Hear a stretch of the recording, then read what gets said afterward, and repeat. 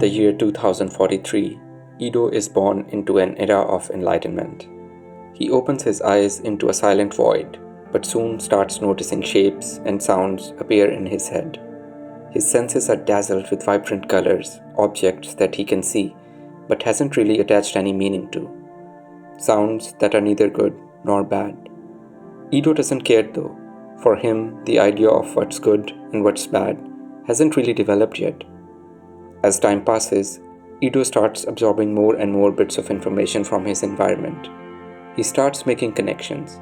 He notices that every time a certain pattern of notes is played together, people call it music. Every time certain harmonies of colors appear next to each other, people call it beauty. Every passing moment of Ido's life is enriched with more and more fascinating bits of information. Information about history, information about his environment.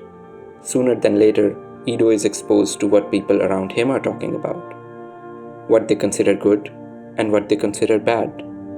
Ido realizes that people around him that belong to a certain ethnicity are given fewer opportunities compared to people of other ethnicities.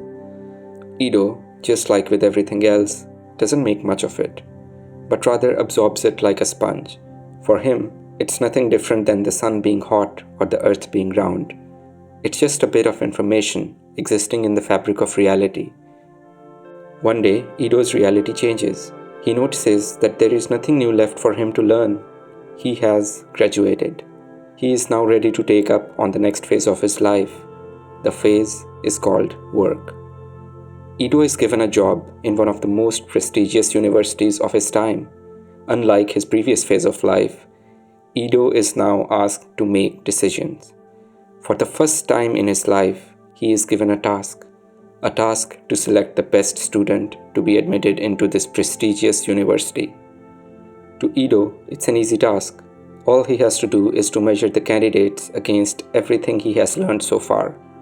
After a quick round of matching and evaluating, Ido is left with two candidates on top. The only difference among them, their ethnicity. Ido picks the candidate with the ethnicity that he learned is preferred by the people of his time. Ido is an artificial intelligence. Everything Ido saw and absorbed was the training data given to him by the people who created him. This is not a far-fetched fiction, but a real-life issue that could introduce biases into the very systems that we are designing. From banking systems evaluating the eligibility of loans to hospitals prioritizing who should get a bed, everything and anything is open to be biased. Ethnicity here is used merely as an example. In reality, we might be creating systems that are biased on things that we're not even aware of. In fact, the unknown biases are the hardest to remove. Perhaps the real threat is not of AI becoming conscious and turning against humans, but rather the opposite. Creating objective systems based on flawed human history might be worse than creating systems with conscious subjectivity. Only time will expose.